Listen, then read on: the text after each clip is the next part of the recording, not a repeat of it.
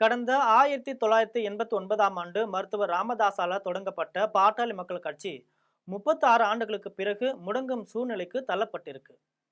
பாட்டாளி மக்கள் கட்சி யாருக்கு சொந்தம், மாம்பழ சின்னம் யாருக்கு சொந்தம்னு தந்தை மகனுக்கு இடையே நடைபெற்ற யுத்தத்துல கடைசியில மாம்பழ சின்னமும் பாட்டாளி மக்கள் கட்சியும் முடக்கப்படும் பரிதாப சூழ்நிலைக்கு தள்ளப்பட்டிருக்கு. இது தொடர்பாக ஜெம் தொலைக்காட்சி வழங்கும் சிறப்பு செய்தி தொகுப்பை இப்பொழுது பார்க்கலாம்.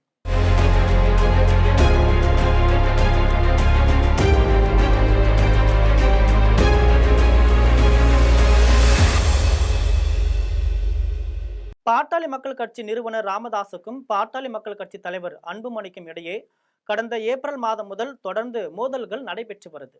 முன்னதாக அன்புமணியின் தலைவர் பதவி காலம் முடிந்து விட்டதால பாட்டாளி மக்கள் கட்சி நான் தான் தலைவர்னு ராமதாஸ் அறிவிச்சார்.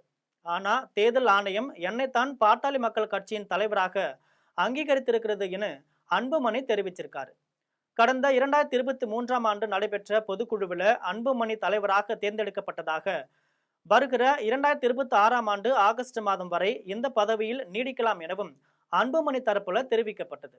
இந்த நிலையில அன்புமணி தேர்தல் ஆணையத்தில் தவறான ஆவணங்களை கொடுத்து அதன் அடிப்படையில அவரை தேர்தல் ஆணையம் அங்கீகரித்திருக்கிறதுன்னு ராமதாஸ் தரப்புல குற்றம் சாட்டப்பட்டது. அதாவது கடந்த 2022ஆம் ஆண்டு பொதுக்குழு கூடி அன்புமணி தலைவராக தேர்ந்தெடுத்து இந்த வருடத்துடன் 3 வருடங்கள் முடிவடைந்து விட்டன. எனவே அன்புமணியின் பதவி காலம் முடிந்து விட்டதுன்னு ராமதாஸ் தரப்புல தெரிவிக்கப்பட்டது. இந்த நிலையில தேர்தல் ஆணையத்திற்கு எதிராக டெல்லியில ராமதாஸ் தரப்பிலான பாட்டாளி மக்கள் கட்சியினர் ஆர்ப்பாட்டம் நடத்தினாங்க. இதுவல்லாம அன்புமணி தரப்புல கொடுக்கப்பட்ட தவறான ஆவணங்கள் அடிப்படையில தேர்தல் ஆணையம் தவறான முடிவு எடுத்திருக்கிறதுன்னு டெல்லி உயர்நீதிமன்றத்துல ராமதாஸ் தரப்புல மனு தாக்கல் செஞ்சாங்க. இந்த மனு மீதான விசாரணை டெல்லி உயர்நீதிமன்றத்துல நடைபெற்று வருது. அந்த வகையில நீதிபதி மினி புஷ்கர்னா முன்னிலையில விசாரணைக்கு வந்தது. இந்த விவகாரத்துல சின்னம் ஒதுக்க முடியாதுன்னு டெல்லி உயர்நீதிமன்றத்துல தேர்தல் ஆணையம் பதில் தெரிவிச்சிருக்கு. தற்போது இரு தரப்பும் பிரச்சனைக்குரியதாக இருப்பதால தேர்தல் ஆணையத்தின் படிவம் ஏ மற்றும் படிவம் பி ஆகியவற்றில் இரு தரப்பு கையெழுத்து போடுவதையும் தேர்தல் ஆணையம் ஏற்றுக்கொள்ளாது. எனவே பாமகவின் மாம்பழ சின்னம் முடக்கப்படும் என தேர்தல் கமிஷன் தெளிவுபடுத்தியிருக்கு. மருத்துவர் ராமதாஸ் தரப்புல ஆஜரான மூத்த வழக்கறிஞர் பல்பீர் சிங் அன்புமணி மீது கடுமையான குற்றச்சாட்டுகளை முன்வைச்சார். அன்புமணி 3 ஆண்டு காலம் மட்டுமே தலைவர் பதவியில் இருக்க முடியும்னு, இந்த நிலையில 2026ஆம் ஆண்டு நடந்த பொதுக்குழுவை 2023ஆம் ஆண்டு நடந்ததாக தவறான ஆவணங்களை தாக்கல் செய்து இருக்கிறார். அன்புமணியின் பதவி காலம் 2025ஆம் ஆண்டு மே மாதத்துடன் முடிவடைந்து விட்டது. அதன் பிறகு கட்சியின் நிறுவனரான ராமதாஸ் தான் தலைவராக தேர்ந்தெடுக்கப்பட்டுள்ளார்.